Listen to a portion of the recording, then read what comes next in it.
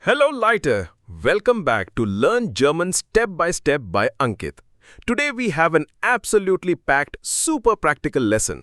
We are going to unlock the secrets of talking about the past, building complex sentences with Weil, and even how to text your friends like a native German speaker. Let's dive right in. To make sure your pronunciation is absolutely perfect, I have our native German co-host Mia in the studio with us. Hallo zusammen. I am so excited to practice with you all today. Let's kick things off with part 1, the past tense duel Sein versus Haben. So you want to talk about what you did yesterday? You need the perfect tense. To build it, you need a helper verb, either Sein, meaning to be, or Haben, meaning to have. But how do you choose? It's actually simpler than you think. Let's look at Sein first. You only use Sein if the verb doesn't take a direct object and it meets one of these specific conditions. Condition number 1. Change of location.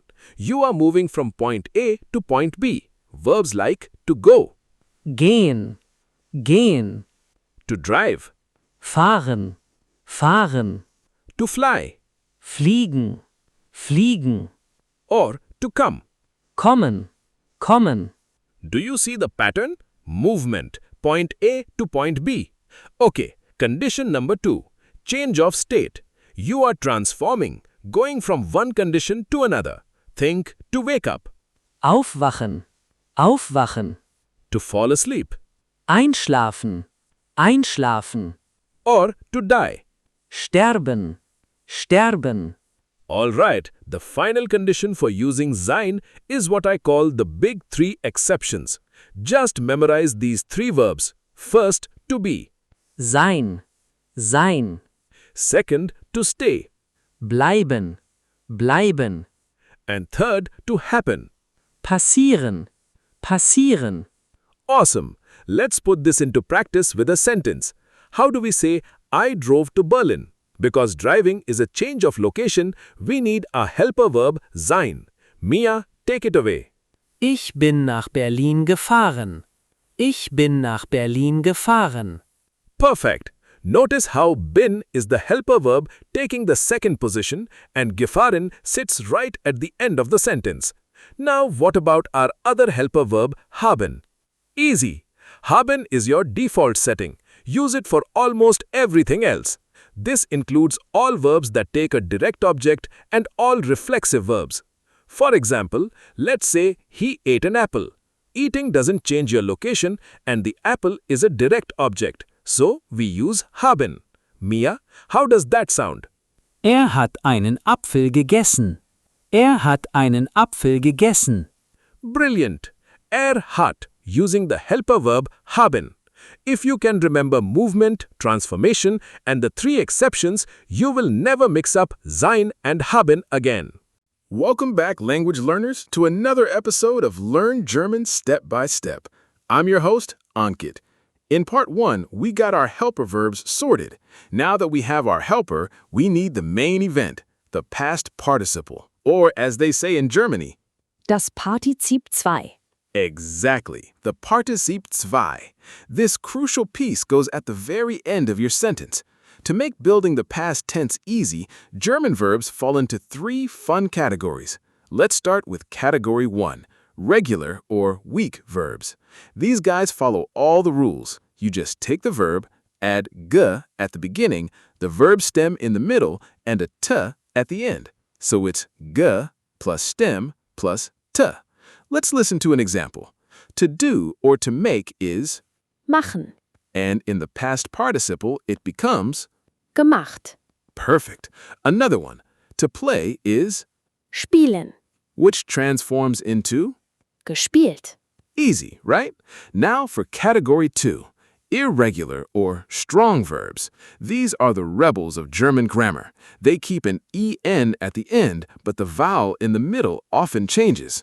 There's no strict pattern here, so you just have to memorize these. For instance, to see Sehen. turns into, Gesehen. and to drink Trinken. becomes. Getrunken. Did you catch that? Trinken to getrunken.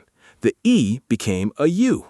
All right, Moving to Category 3, mixed verbs. These are our hybrids. They change their vowel in the middle just like the strong rebel verbs, but they end in a t just like the weak rule-following verbs. Let's look at the verb to bring. Bringen. Turns into, Gebracht. and to think Denken. becomes. Gedacht. Awesome job so far. Now sit up and listen closely because we have a plot twist. Watch out for special prefixes. They change the rules of the game entirely. First up, verbs ending in I-E-R-E-N. For these, there is no g at the front. None. You just add a t at the end. For example, to study Studieren. simply becomes Studiert. perfect. Rule change number 2, inseparable prefixes. If a verb starts with b, emp, ent, er, ver, or zer, there is absolutely no g allowed. Think of the prefix as a shield. For instance, to visit, Besuchen. since it starts with b, it just becomes Besucht. perfect. And finally, separable prefixes. Words starting with ab, an, auf, and so on. For these, the g gets sandwiched right in the middle between the prefix and the main verb. Let's take the verb to shop. Einkaufen. Sandwich that g right in there, and we get Eingekauft. eingekauft. Perfect. Keep practicing these categories, visualize those rules, and soon you'll be speaking in the past tense like a natural. Thanks for tuning in to this step-by-step breakdown. Auf Wiedersehen. All right, welcome back everyone to part 3. Let's take a quick break from the heavy grammar and look at something you use every single day. Texting. If you want to sound completely natural on WhatsApp with your German friends, you need to know these short forms. To help us master the pronunciation, we have our amazing native speaker with us. Welcome back. Hallo zusammen. Let's learn how to text like a German pro. Awesome. Let's start with how you sign off a message. You will see the letters LG or VG at the end of almost every casual text. What do they stand for? Liebe Grüße. I will repeat. Liebe Grüße. And VG stands for viele Grüße. Viele Grüße. Perfect. Liebe Grüße translates to kind regards or much love, and viele Grüße means best regards or simply best. They're super polite but friendly. Okay, next up, BB, BB means bis bald. Bis bald. which means see you soon. Very simple, very useful. Now, this next one is really clever. The abbreviation is GN8.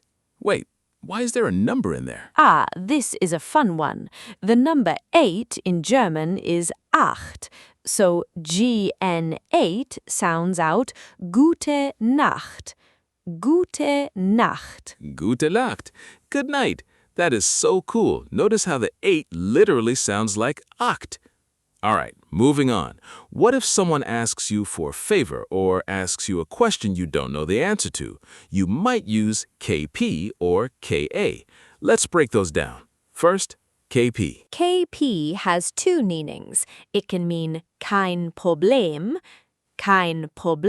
meaning no problem, or it can mean kein Plan. Kein Plan. And kein Plan literally translates to no plan, but in texting it means no clue. But what about KA? KA stands for keine Ahnung. Keine Ahnung. Keine Ahnung is the ultimate way to say no idea or I don't know. It's the German equivalent of typing IDK. Okay, 2 more standard ones before we get to the juicy stuff. VLLT and EIG. VLLT is short for vielleicht, which means maybe, and EIG is short for eigentlich. Eigentlich is a great word. It means actually or to be honest, TBH. All right, guys, lean in close for this last part. If you are texting someone special, there are 2 abbreviations you absolutely must not mix up, HDL and ILD. Let's hear them loud and clear. First, HDL. HDL means hab dich lieb. Hab dich lieb. Hab dich lieb is platonic love. It's like saying, love you, to a good friend or a family member. It's sweet, but it's casual. But what about ILD? Oh, careful with this one. ILD means ich liebe dich. Ich liebe dich. Ich liebe dich. That is strictly romantic. That means I love you in the deep romantic sense. Do not mix those up, or you might have some serious explaining to do.